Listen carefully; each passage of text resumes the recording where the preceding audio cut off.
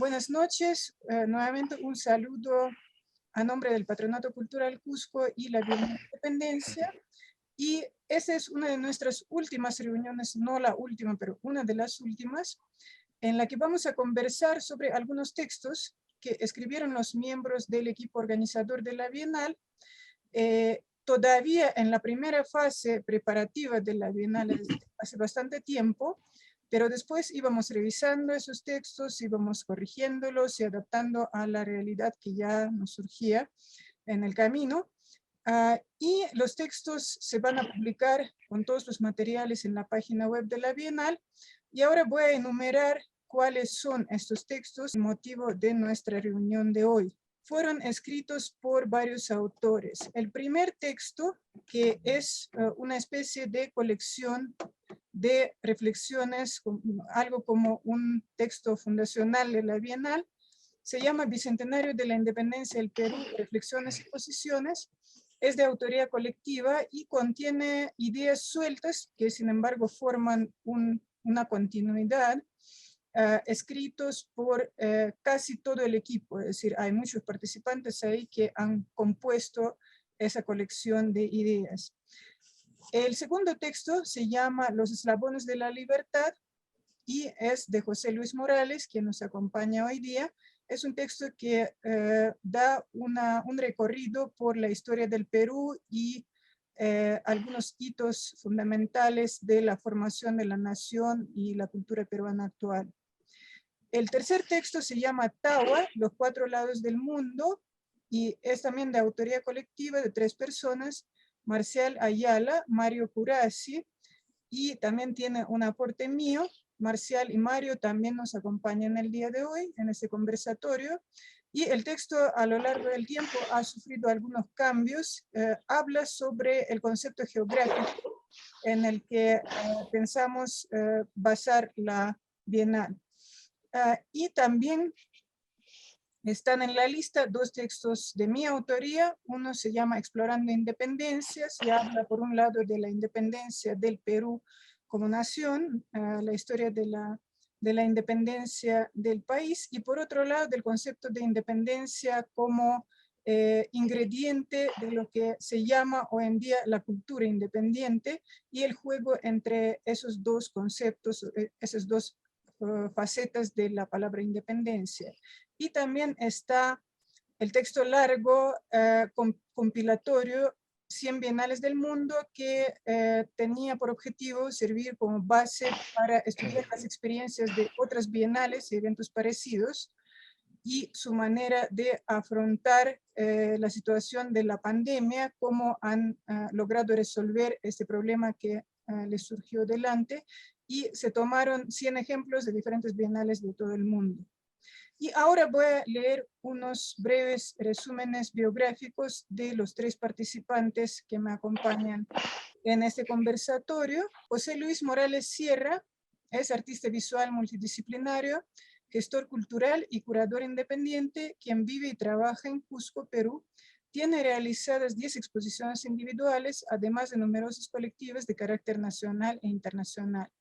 Entre los proyectos más resaltantes, en su calidad de curador, figuran Sabias, vitrina de proyectos, ofrendas a la Pachamama, transcripciones y Maizara, entre otros. Es miembro activo del Patronato Cultural Cusco y socio de la Asociación de Curadores del Perú. Su obra plástica y visual forma parte de colecciones privadas en diferentes países, como Brasil, España, Estados Unidos, Francia, Dinamarca, Italia y Austria. Acabo de leerles la breve biografía de José Luis Morales, y ahora les presento al segundo participante de la reunión, Marcial Ayala, artista cusqueño con estudios de pintura en la Universidad Nacional Diego Quispetito de Cusco y egresado con mención en Artes Plásticas de la Facultad de Artes de la Universidad Nacional San Agustín de Arequipa.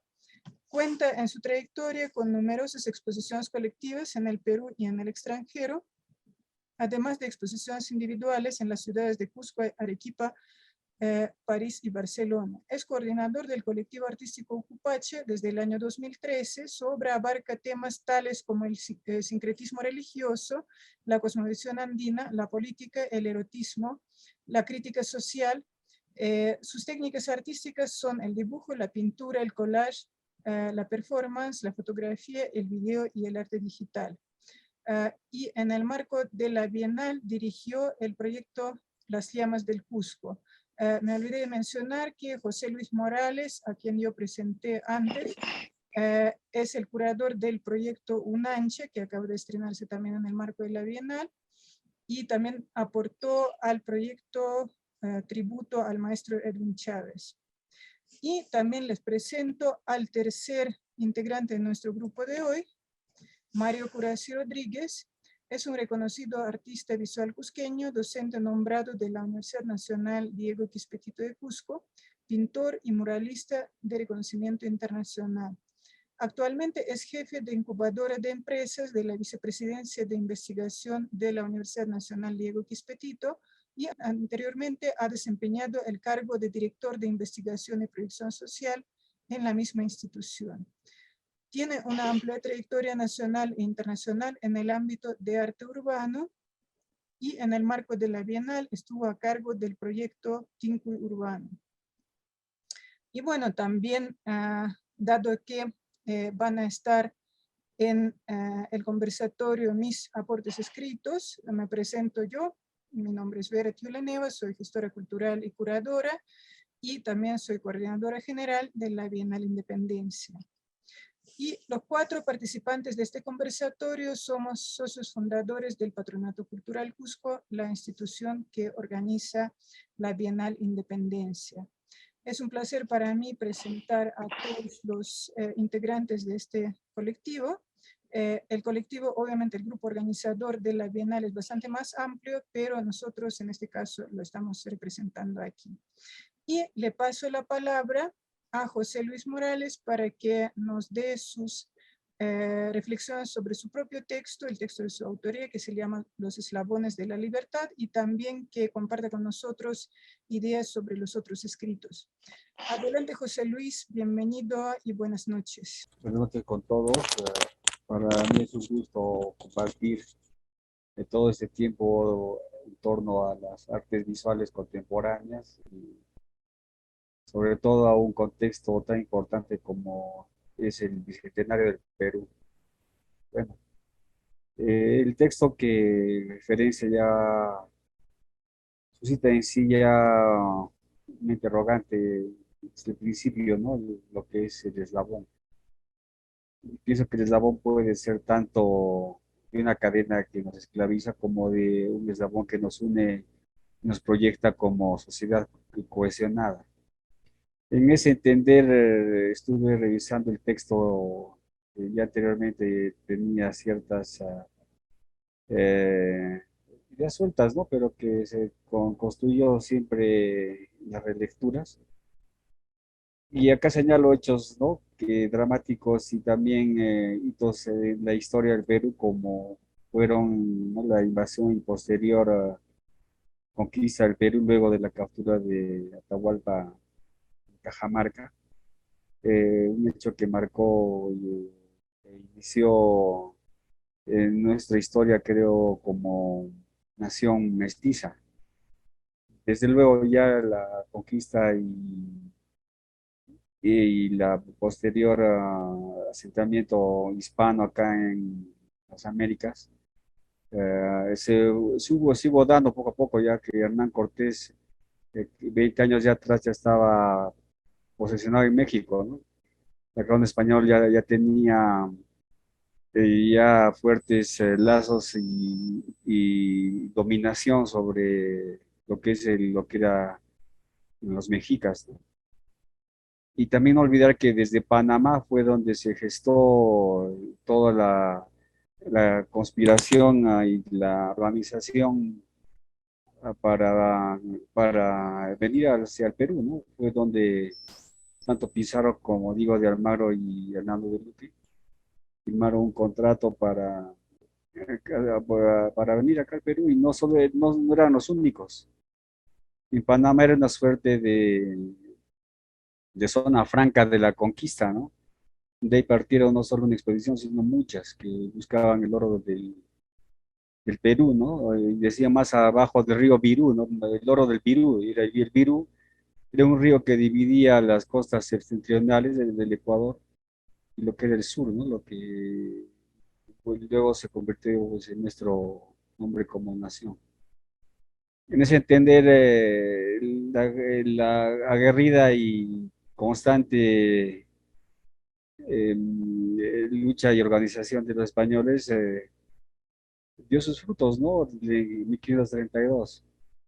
Y luego de constantes refriegas y luego de guerras civiles también, ¿no? Entre almagristas y pizarristas, fue que la corona española al final fue la que se asentó en el virreinato de Nueva Castilla, como le llamaron en primer lugar, ¿no?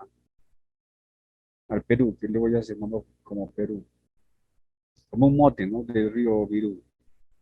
Y bueno, en ese transcurso se llegó pues ya luego de 300 años ya a querer ser una nación independiente, donde creo que el conflicto de interés es más de los criollos, de querer administrar propias riquezas, fue lo que dio visos de organización, ¿no? A creo, intereses privados, a querer organizarse en gestas y querer derrocar ¿no? al poder español que estaba bastante debilitado con las guerras borbónicas en Europa. Al final todo el oro del Perú creo llegó a parar en la corona de la reina de Inglaterra, porque España perdió las guerras con Inglaterra, ¿no? Y el costo de una guerra siempre fue alto, ¿no? Y parece que el oro del Perú fue la que sustentó estas guerras, ¿no? Bueno, ya como nación mestiza creo que tenemos que ver un poquito al pasado y aprender lo que nos sucede hasta el momento, ¿no? Seguimos un país siempre dividido entre bandos, ¿no? Todavía no nos cohesionamos, inclusive pasados 200 años de estos climas de idas y venidas, ¿no? De conspiraciones y de eternas batallas por el poder. Bueno, acá está olvidando también otro hito importante de nuestra historia fue lo que fue el levantamiento de Tupac Amaru II, que marcó también, ¿no? Otro momento culmen en nuestra historia, como ser el primer grito realmente libertado y organizado que se dio en América, ¿no? Para poder de alguna manera independizarse o emanciparse sobre todo de los tributos españoles. Tupac Amaru inclusive quería continuar, ¿no? con la organización hispana, pero ellos estaban negociando sobre todo los tributos que se les daban al pueblo en ese momento, ¿no? Él de alguna manera quería como hacer una especie de confederación con eso que a veces no se sabe, con el poder español, pero no se logró porque era todo o nada, ¿no? Para la corona española. También no olvidemos que Tupac Amaru era un arriero y era un rico comerciante. Inclusive para él era más fácil llegar a Buenos Aires como arriero que cruzar los Andes y llegar a Lima. El comercio entre Buenos Aires y Cusco era más fluido que inclusive en ese tiempo que con Lima, ¿no? En la biblioteca Tupac Amaru se pueden encontrar libros acuñados en Buenos Aires, de Tucumán también. Bueno, en ese entender, con este hito de Tupac Amaru, que sabemos cómo terminó, y no solamente él y su familia, ¿no? Porque siempre es usual ver en estas tierras de lo que es Cusco, y no más allá de los 3.000 o 4.000 metros, zonas de Canas o de lo que es Sangarara, apellidos que aún quedan, ¿no? Pero Condorcanqui creo que se ha extinto, me parece que fue bastante drástica la pena que se dio, ¿no? A los familiares de Tupac Amaru. Ya no se encuentran estos apellidos aquí, las zonas, pues, ¿no? De Cusco. Con volcán, que difícil, parece que fue bastante drástica, ¿no? Esa condena, ¿no? Bueno, yéndonos ya pues a las revueltas que se dieron aisladamente y también ya desde luego de 1810 en adelante los grupos criollos y mestizos eran más fuertes, ¿no? Sobre todo a nivel económico, ¿no? Los criollos en Lima ya no querían depender de España, ¿no? Que la corona estaba bastante desgastada. Y bueno, pues vimos que desde Venezuela y desde Argentina, las dos corrientes libertadoras fueron las que culminaron, ¿no? Toda esta organización en torno a la emancipación de España. Y ese nuevo orden social y político en América del Sur también no fue del todo bueno, ¿no? Trajo una aguda crisis luego de las guerras con España. Y siempre sucedían pues, guerras civiles entre los caudillos militares que siempre estaban deseosos y del apetito del poder, que como vimos se cambiaban presidentes a cada nada, ¿no? Y todos eran generales, ex combatientes de las guerras emancipadoras. Los gobiernos civiles ya casi se dan a finales ya del siglo XIX a mediados fue uno con Balta, un presidente civil, y otro Billinghurst, ¿no? Dos presidentes civiles y todos los demás fueron caudillos militares, ¿no? Que inclusive se volvieron dictadores como Cáceres, que era veterano de la Guerra del Pacífico, que gobernó casi consecutivamente 5 y luego otros 6, 7 años. Igual sucedió con Castilla, ¿no? Pues, todos recordamos a Ramón Castilla, ¿no? Fue un presidente también militar, pero que también fue una especie de Abraham Lincoln, ¿no? En el Perú, ¿no? Liberó a los esclavos de acá, ¿no? Les dio su libertad, ¿no? Pero bueno, ¿hasta qué punto habrá sido esa libertad que siguieron también subyugados al trabajo desde las chacras, ¿no? Sobre todo de la costa, ¿no? Se asentaron en Chincha, luego bastante gente, y también en Potosí llevaron negros. Pero parece que los negros no aguantaron pues, el clima extremo de las alturas del altiplano. Pero es increíble también la fortaleza de la descendencia afro, que siempre trajeron un rico bagaje, ¿no? Siempre ellos, a pesar de sus sufrimientos, saben expresar en su folclore no, su arte, ¿no? La saya es probablemente un producto de esa fusión, eso del altiplano. Acá en el Perú también vemos bastantes recursos o bastantes muestras de lo que fue la cultura afro, sobre todo en la música, ¿no? Se ve este aporte del afro, ¿no? No creo que sea, bueno, en América del Norte también, ¿no? El blues fue también, o el jazz, un aporte importante de lo que era, pues, la cultura afro. Bueno, en este constante cambio, creo que siempre el Perú mantuvo una autonomía y una autenticidad en sus manifestaciones culturales. La cuestión ritual y nuestra riqueza ancestral siempre han dado que hablar al mundo. Siempre somos, como se dice, una perla en toda esta urbe universal que es ahora no el mundo. Somos siempre vistos como un lugar donde beber, ¿no? De conocimiento y también de recursos, ¿no? Y que en ese entender creo que la Bienal también es importante darnos a conocer porque antes éramos como solamente un lugar de recreo para Lima, ahora Lima nos está viendo con otros ojos también, ¿no? Este proyecto ha servido para darnos a conocer sobre todo un núcleo cohesionado, lo que nunca sucedía, creo, entre la comunidad de artistas, ¿no? Por eso saludo tanto a Mario Curasi como a Marcial, que siempre nos hemos cruzado, ¿no? Este circuito del Cusco que es muy pequeño, pero que todos nos reconocemos y nos desconocemos a la vez, ¿no? Pero hemos forjado un núcleo, creo, coherente y fuerte y vemos los resultados, ¿no? Estamos presentes acá luego de un año o 2 años que ha sido una prueba y un reto para todos estar de pie.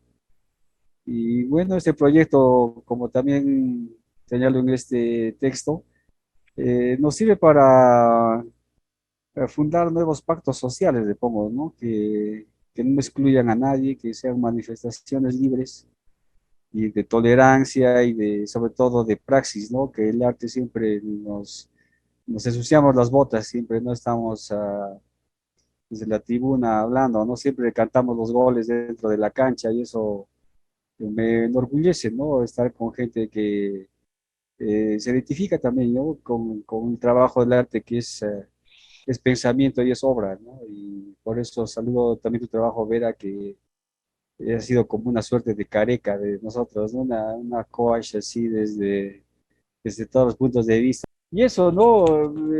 Me parece muy bien, ojalá que también continuemos en esta, quizás nos toque a nosotros organizar también, ¿no? La siguiente Bienal creo que se ha marcado ya una ruta y debemos que no quedarnos en esos intentos. A veces se hacen bienales para donde sea de alguna manera prostituido la palabra bienal, porque ya de un tiempo antes de la pandemia todo era bienal y no había continuidad, ¿no? Yo pienso que para que una bienal se consolide, a veces que siempre, ¿no? Debe ser ya una cosa institucional en nuestra sociedad, ¿no? Que los recursos vengan a los artistas, que nos manifestamos en obras, ¿no? Los recursos son tangibles luego de lo que se invierte, no queda en fojas cero ni queda en la duda, ¿no? De lo que a veces siempre son los recursos del Estado, ¿no? Y por eso habría que siempre mantenernos en la gestión, ¿no? Y estar con Lima, ¿no? Que es al final los que deciden y los que tienen mayor nivel de aceptación en toda esta cuestión cultural, ¿no? Volvernos el eje cultural del sur, y pienso que es importante en este momento, que es histórico, ¿no? Y el bicentenario nos lo recuerda, ¿no? Nada, ¿no? Le agradezco todo ese tiempo, ¿no? Estar en producción y sobre todo en pensamiento, palabra y obra. Gracias. Muchas gracias, José Luis. Y ahora quisiera invitar para que conversen con nosotros Marcial Ayala y Mario Curasi, quienes han escrito el texto Tawa, los cuatro lados del mundo. ¿Quién de ustedes quisiera intervenir primero? Maestro, le cedo la palabra. Gracias. Bueno, es interesante lo que ha sucedido, ¿no? Respecto a nuestra participación en la Bienal. Yo tengo un resumen que me gustaría darles una lectura, porque generalmente dentro de la estrategia de mi trabajo, muchos de estos acontecimientos forman parte probablemente de los antecedentes con los cuales vamos a nutrir una serie de actividades, ya sea desde el ámbito del arte contemporáneo en Cusco como parte de la universidad, ¿no? Le denomino una bienal para Cusco, contexto de su realización. De hecho, dentro de todo este contenido está esto de esa visión de los cuatro folios, una imagen global, ¿no? Del universo imaginario, a través del cual se podría plantear una estructura interesante dentro de una bienal hecho en Cusco, ¿no?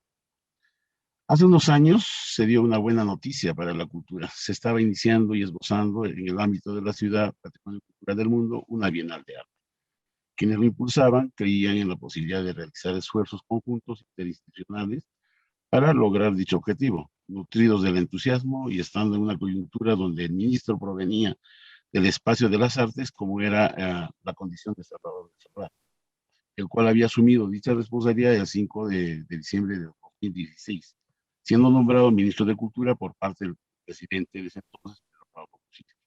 Momento propicio donde se alcanza una carta de intención por medio de un convenio de colaboración mutua con el propósito de crear la Bienal de Cusco, el que fue firmado con mucho entusiasmo y algarabía en las instalaciones de la Sala Machu Picchu de la Municipalidad Provincial del Cusco. Muchos de nosotros estuvimos presentes, ¿no?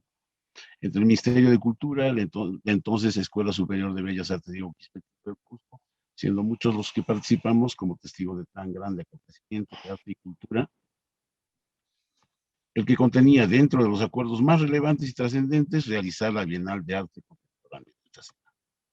Se sucedió el tiempo y el propósito fue consolidándose en la programación de una prebienal, para la cual se había convocado a instituciones representativas como el Sabá, el Ministerio de Cultura, el Convento Santo Domingo. Esto es muy importante, ¿no? Desde un inicio se pretendía crear una prebienal. Yo recuerdo que en amplias discusiones se les dijo que había que ponerle bienal porque no sabíamos si realmente iba a haber la posibilidad de realizarla esta, ¿no? Porque sabemos que es lo que sucede en nuestras instituciones, ¿no? Participamos muchos como representantes de instituciones independientes en la construcción de reiteradas oportunidades, ¿no? Desde un inicio se manifestó que era necesario asumir esta actividad con la denominación Bienal de Cusco.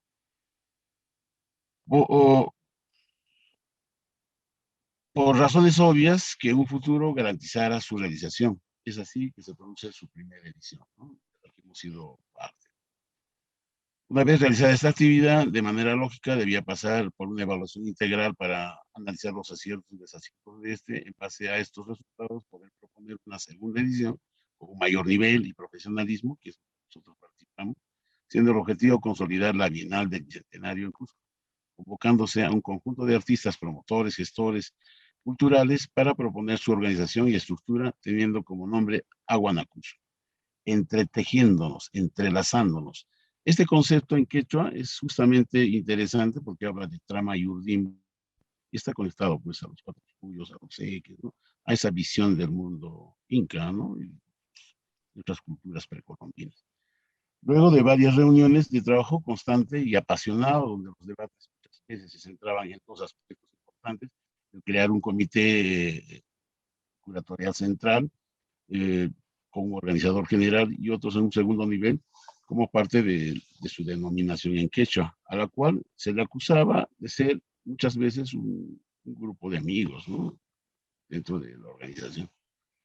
Por otro sector, la comunidad artística insistió en que debía haber mayor convocatoria y de una u otra manera se fue trabajando, digamos, la fundamentación de la Bienal, ¿no? A través de una documentación que se alcanzó al Ministerio de Cultura, ¿no? Lo que preocupa es la inestabilidad del sector de cultura, donde las autoridades se encuentran solo transitoriamente y cada vez que se asume un nuevo director, cambian los responsables del área correspondiente.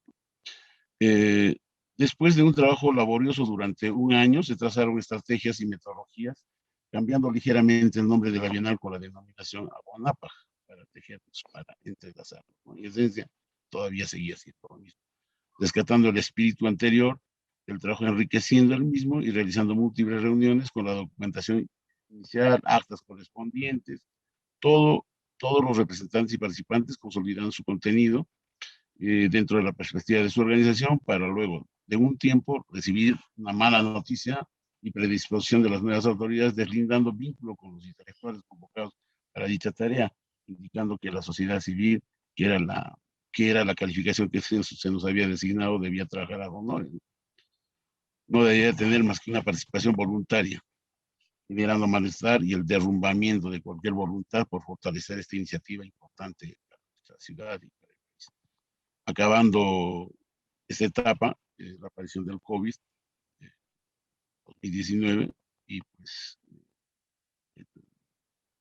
la caída de todo este propósito, ¿no? Existiendo reuniones adicionales para retomar lo avanzado, ya que se habían realizado invitaciones, coordinaciones, o sea, había todo un espíritu realmente, ¿no? Para llevar a cabo toda esta bienal.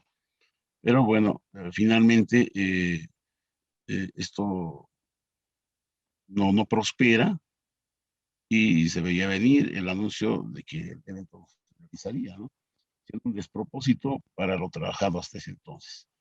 Que el conjunto decide continuar, esta vez con una iniciativa a través del Patronato de Cultura Cusco en la denominada Bienal Independencia, teniendo la intención de su realización en espacios públicos, en las redes sociales, en la cual se encuentra ahora en plena acción, ejecución y culminación, bajo la coordinación de Vera, que creo que es una labor loable e importante, que se ha realizado durante este tiempo y le ha dado relevancia, como bien decía nuestro anterior participante, en el sentido de que esta perseverancia ha consolidado toda una serie de actividades de relevancia, que lo importante, me parece, es también consolidar de igual manera toda esta documentación y que a través de las redes y el espacio virtual hayamos podido realizar una serie de actividades en diferentes ámbitos dentro del campo de las artes, ya sea como artistas urbanos, artistas visuales, ¿no? Y que creo que queda como testimonio de toda esta voluntad que se ha venido trabajando. Pero por otra parte, respecto a la visión que se tenía, me parece importante indicar que en conversaciones con Marcial Ayala y con Vera Tudeva, encontramos, inclusive con Mario Osorio, encontramos que para organizar nosotros estas actividades y esta relevancia, es importante conectarnos a aspectos de nuestra propia identidad y de la propia organización, probablemente que tuvieron nuestros antepasados.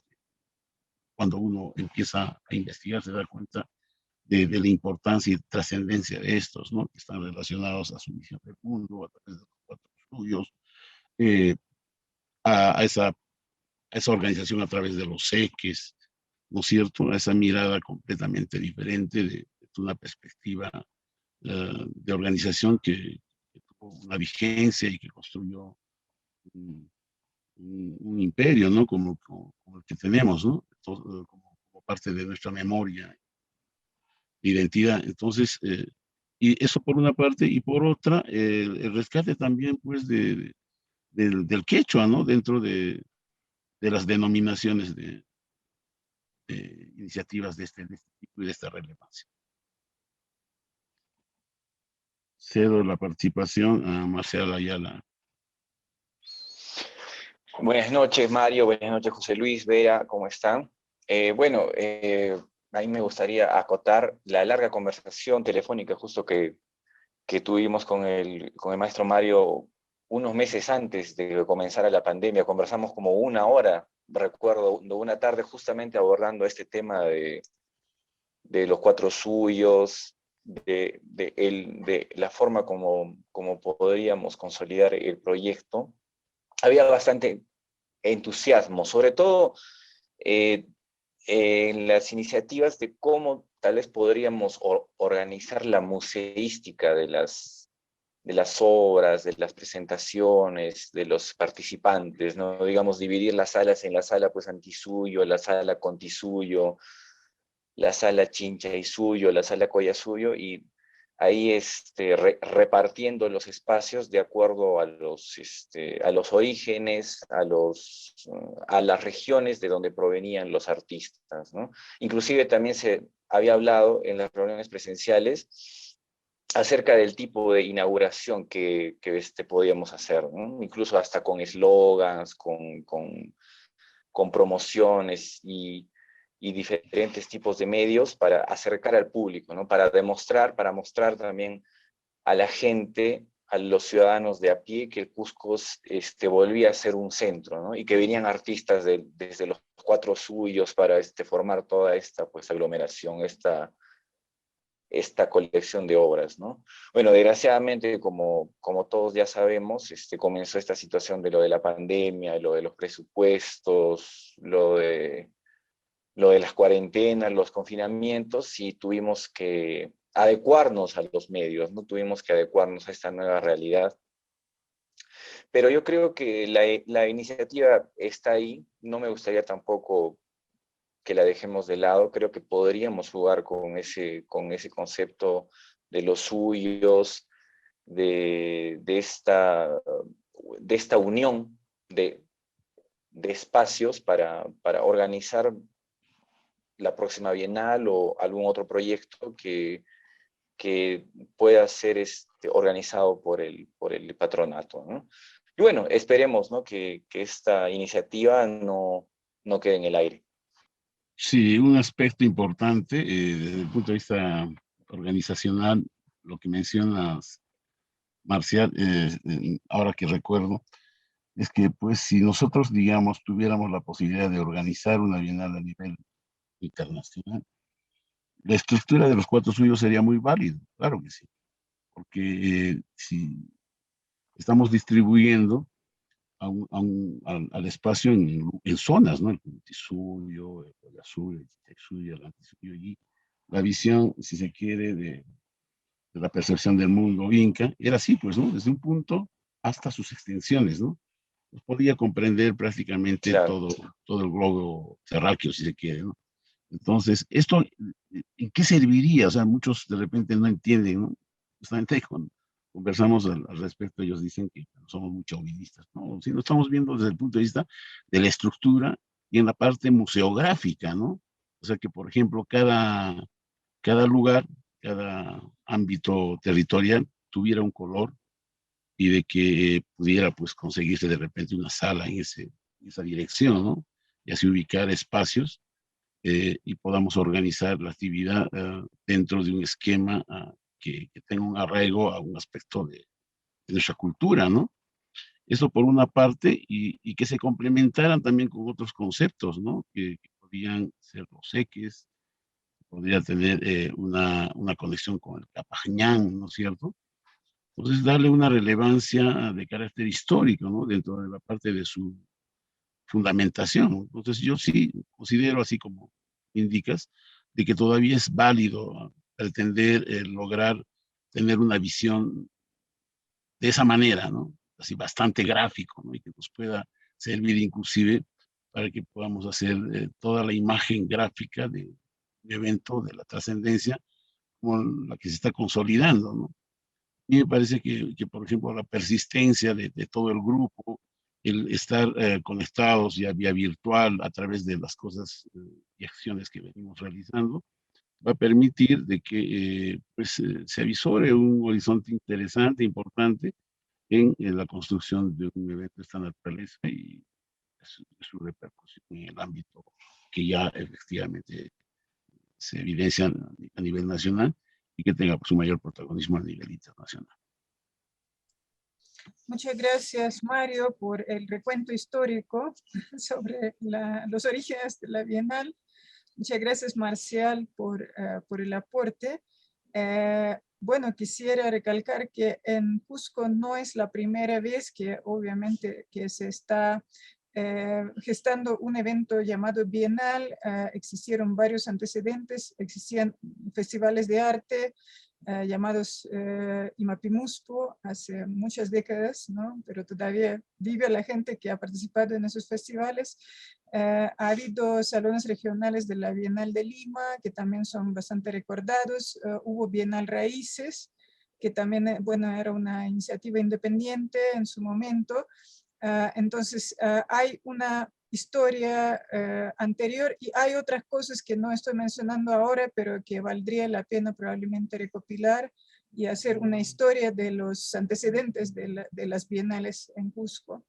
Lo que estaban comentando Mario y Marcial sobre la estructura cuatripartita de la Bienal, que sí estaba prevista en un principio, tenía mucha validez en el contexto cuando íbamos a recibir, planeábamos recibir artistas visitantes invitados de manera presencial y se iba a armar exposiciones en salas.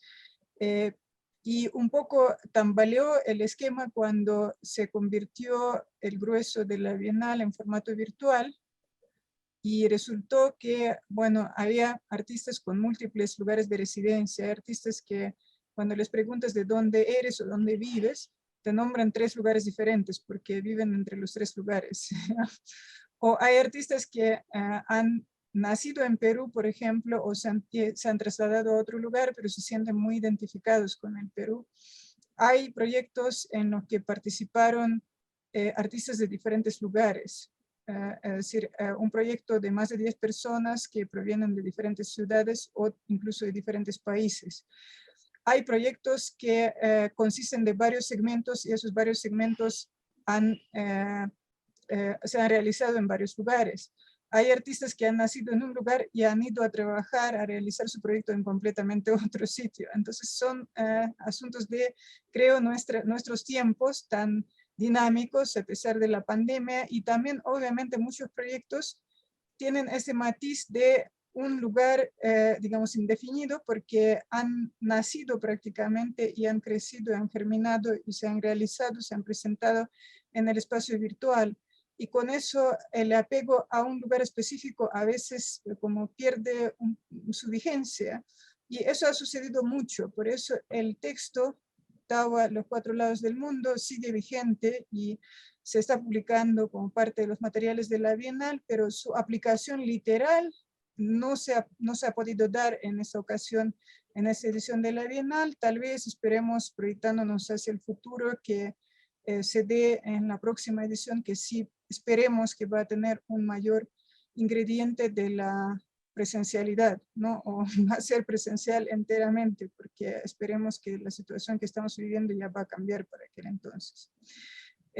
No sé, Marcial, Mario, si quieren agregar algo. Vera, sí, justo respecto a lo que comentaste, a lo de esta situación de que muchos artistas viajan, están en otras regiones. Mira, a las finales creo que la misma institución o el mismo organizador es el que pone las reglas y a veces incluso presiona la situación para que tenga una estructura, ¿no? Mira, justo acá me estaba acordando, tengo en mi biblioteca el catálogo de la Bienal de Lima del año 2003, 2004 creo que es. Y por ejemplo, estaba dividido por regiones. Hay así la sala Arequipa, la sala Cusco, qué sé yo. En la sala Arequipa, por ejemplo, estaba Cristian Flores, y él es ayacuchano. Pero él, digamos, él había recibido, o sea, él tranquilamente pudo, pues, haber dicho, no, o sea, que yo soy ayacuchano, pero estoy circunstancialmente, pues, en Arequipa, pero yo luego me voy a regresar, ¿no? Pero la misma Fundación Telefónica, digamos, creo que creó un parámetro, ¿no? O sea, mira, esto es así, es ABCD, ¿no? O sea, de repente se podría jugar también con eso. Ahora, creo que incluso en Cusco está Napoleón Rojas, y Napoleón es, como todos sabemos, él es de Puno, ¿no? O sea, pero él está, pues, dentro, ¿no? De esos, dentro de ese espacio de ese catálogo, ¿no? Yo creo que es un tira y afloja que se puede negociar, y también es una situación, no tanto por una cuestión de una presión social o una presión política de que tenga que ser los 4 suyos, ¿no? Porque así eran los incas y qué sé yo, sino por una cuestión del inconsciente colectivo de la gente, porque, o sea, el ciudadano de a pie, la señora, qué sé yo, el albañil, el ingeniero, o sea, tiene esa cuestión histórica de que el Cusco estaba dividido en estos suyos, ¿no? Bueno, y van a venir artistas de estos lados, ¿no? Para hacer este proyecto, más que todo para tener de repente una posición pasiva referente al público, ¿no? Para que el público de alguna manera también se sienta, pues, identificado, ¿no? Porque también si vamos a entrar un poco en tecnicismo y en intelectualidades, vamos a terminar confundiendo, pues, a la gente, ¿no? Yo sé que entre nosotros nos podemos entender, pero a veces trabajar, digamos, con el público de a pie, hay que ser un poco más flexible, tal vez, ¿no? Pero bueno, ¿no? Queda en el aire, bueno, y bueno, a mí particularmente, personalmente, sí me encantaría formar parte de una organización, de un proyecto que abarque ese tipo de estructuras. Y ahora también algo que es súper importante, el espacio no amerita que la técnica sea de un estilo. O sea, por decir, se hace un salón del antiestudio, que técnicamente serían los artistas de la selva, ¿no? No es que se van a poner todos los que han pintado loritos, los que han pintado ayahuasca, o sea, no es que se va a poner eso, ¿no? O sea, va a ser algo pues un poco más, o sea, si hay un chico que es de Pucallpa y quiere hacer arte contemporáneo, quiere hacer, qué sé yo, abstracto, o sea, también entra, o sea, no necesariamente creo que tendría que ser esa condición, ¿no? O sea, de que tú eres del norte, por ejemplo, hay un estilo de pintura norteña, ¿no? Muy así, pues inspirado pues en el Mochica, ¿no? Así el estilo de Joselito Sabogal, ¿no? Y todo eso, ¿no? O sea, encuadrarlos ahí creo que también no sería muy acertado, ¿no? Pero como te voy a repetir, ¿no? Es un tira y afloja, es una negociación que yo creo que podría llegar a un buen puerto si se conversa, si se pues analiza bien, ¿no? Bueno, me alegra muchísimo que tenemos este texto como una especie de proyección a futuro que quizás, bueno, no se dio la aplicación como se quería en esta ocasión por la fuerza de circunstancias, pero es algo que queda como tarea para la siguiente generación de la gestión de la Bienal, que, bueno, probablemente va a haber un esfuerzo por aplicar este método y darle una nueva forma que tal vez, bueno, en esta ocasión no ha sido posible, pero me parece que es muy importante que también queden así como seques, ¿no? Los caminos que lleven hacia el futuro, hacia una proyección de la siguiente edición de la Bienal. Entonces, les tomo la palabra y ojalá sea posible desarrollar esta idea dentro de 2 años o menos de 2 años, ¿no? Cuando se supone que ya se va a realizar la segunda edición de la Bienal. Y bueno, me gustaría hacer una breve referencia también a los textos que yo he contribuido para esta colección de textos de la Bienal. Uno, como ya mencioné, se llama Explorando Independencias y por un lado intenta mostrar diferentes facetas de la independencia histórica y habla de las contradicciones de la idea que tenemos el día de hoy sobre ese proceso y sobre lo que recibimos como resultado en nuestra época actual, en la herencia de estos 200 años de la independencia. Hablo de la visión central y un tanto demasiado sólida, celebratoria, triunfal de la independencia, y por otro lado de otras visiones y otras versiones, y las versiones regionales, que a menudo no son muy parecidas a esta idea de la independencia unida, digamos, de toda la nación. Cusco, como probablemente muchos saben, fue uno de los últimos puntos que oficialmente declaró la independencia, y la independencia del Cusco oficialmente data del 9 de enero del año 1825. Año 1825, es decir, dentro de 4 años, es decir, probablemente la tercera Bienal de Cusco va a poder conmemorar la independencia del Cusco, porque la independencia del Cusco se hizo esperar bastante y fue vinculada con una serie de acontecimientos bastante violentos, y eso tomando en cuenta que las primeras gestas libertadoras, como la famosa revolución de Tupac Amaru, justo ese gesto se vio aquí, y fue un proceso larguísimo con muchos episodios y acontecimientos muy difícil, donde hay muchas historias que contar. Entonces es una visión como paralela a la historia oficial de la lucha por la independencia. Y por otro lado, desarrollo un poco la otra faceta de la palabra independencia, lo que, bueno, ahora se menciona mucho la cultura independiente, esta misteriosa cultura independiente que no se entiende de qué es independiente, de quién es independiente y qué es exactamente, pero está claro que existe alguna línea oficial y alguna línea que es más libre, que es alternativa, que permite mayor libertad de expresión, mayor espectro de opiniones. Nosotros, como organización independiente, como evento independiente, somos o tratamos de ser la expresión de esta otra línea, la cultura independiente. Entonces hay que reflexionar un poco en qué consiste y en qué dirección está yendo y cómo se esboza esta cultura independiente. y cómo se puede sostener, cuáles son sus mecanismos de sostenibilidad y de supervivencia.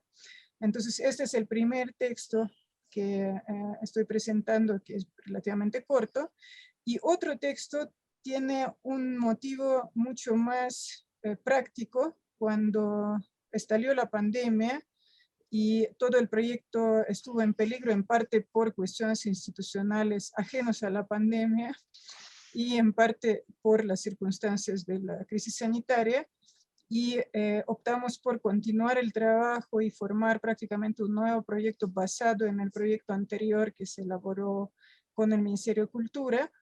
Pero bueno, en esta ocasión teníamos que tomar algún otro camino. Lo primero que era necesario hacer es estudiar qué es lo que está sucediendo, cómo manejan esta situación otras instituciones, otros eventos, cómo están afrontando la crisis y si están cancelando sus ediciones, si están tratando de adoptar nuevas modalidades.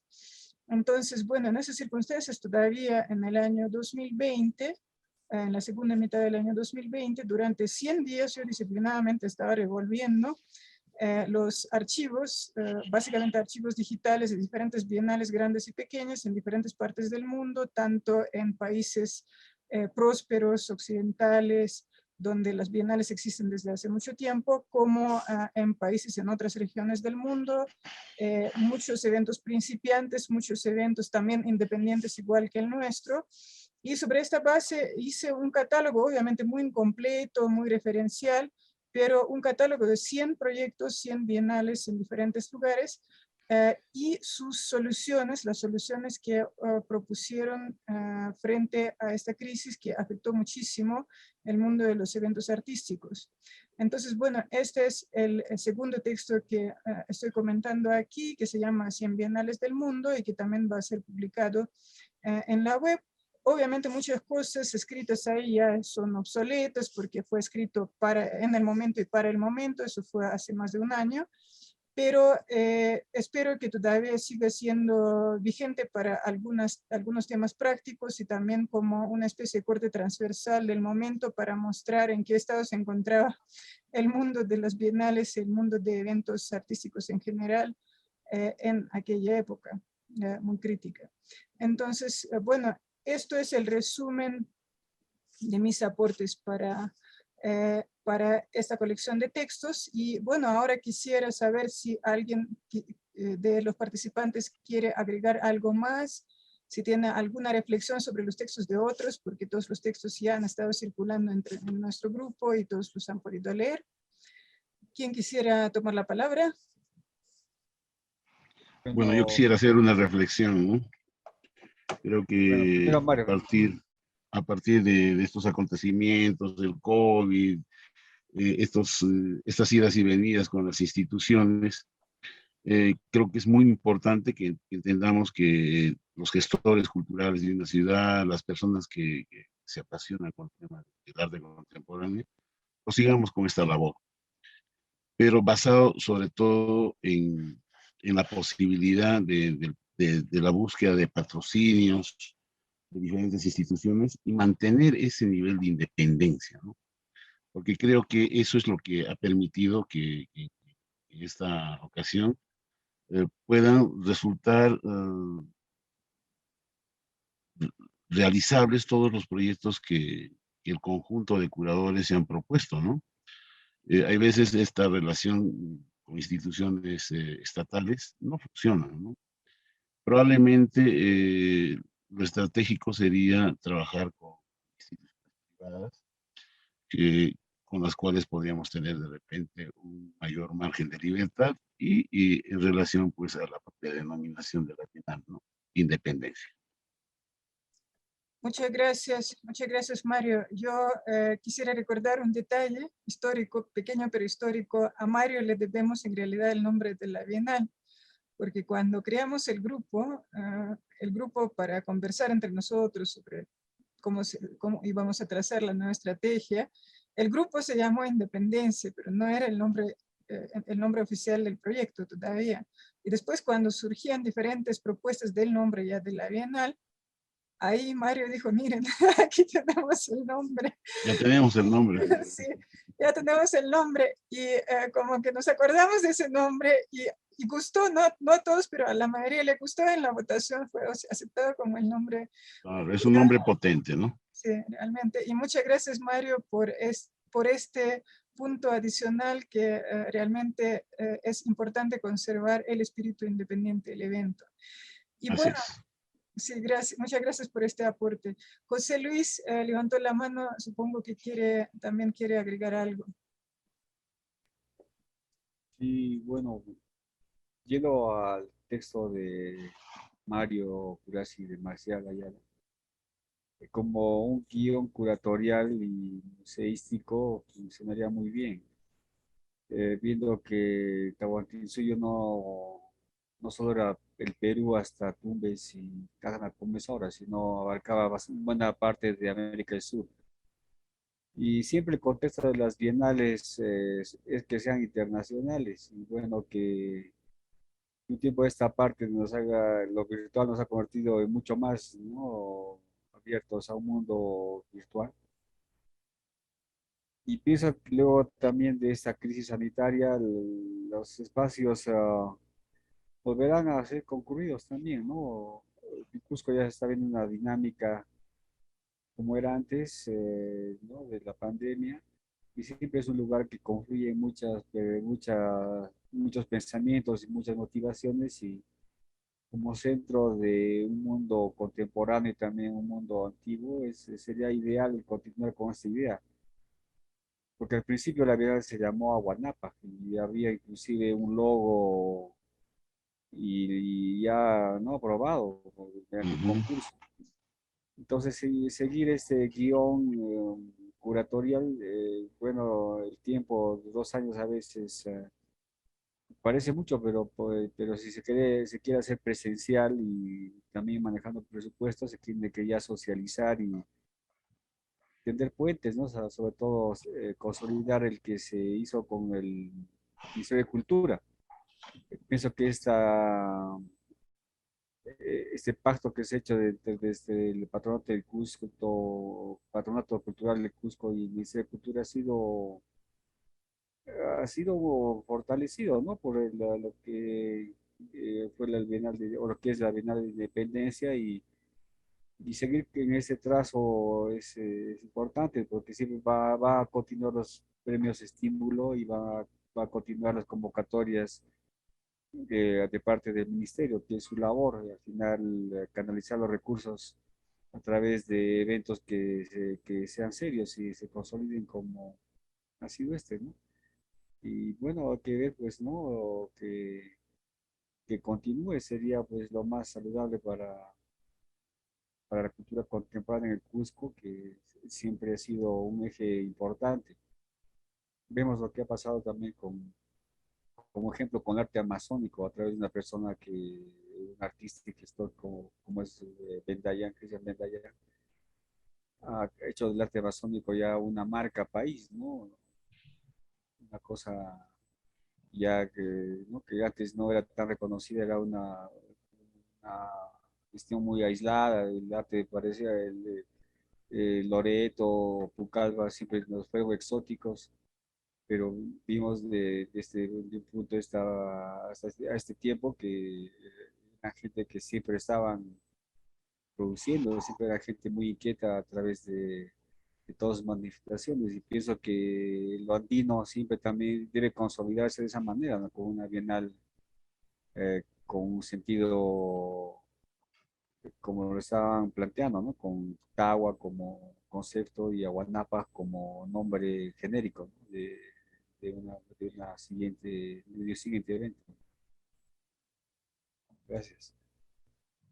Perfecto. Bueno, entonces yo creo que esta compilación, esta colección de textos puede ahora, al final ya de la primera edición de la Bienal Independencia, puede servir como punto de partida para la segunda Bienal, que ya va a tener probablemente otro perfil, otro esquema de organización.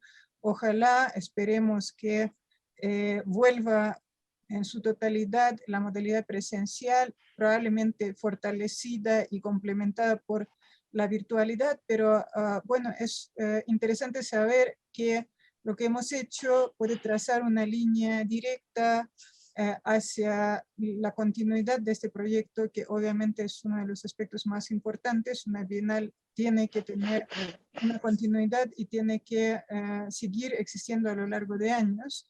Puede cambiar obviamente de rumbos, de rostros, de esquemas, ¿no? Pero no tiene que morir. Esto yo creo que es lo más importante. Entonces, con miras a futuro, podemos ir finalizando esta reunión. Muchísimas gracias a todos los participantes, un gran abrazo y bueno, esperamos que podamos seguir trabajando, desarrollando esas ideas en la futura Bienal, que en nuestro caso va a ser la segunda edición si partimos de la Bienal Independencia 1, Bienal del Bicentenario como inicio, aunque sí tiene sus antecedentes, obviamente como contaba Mario.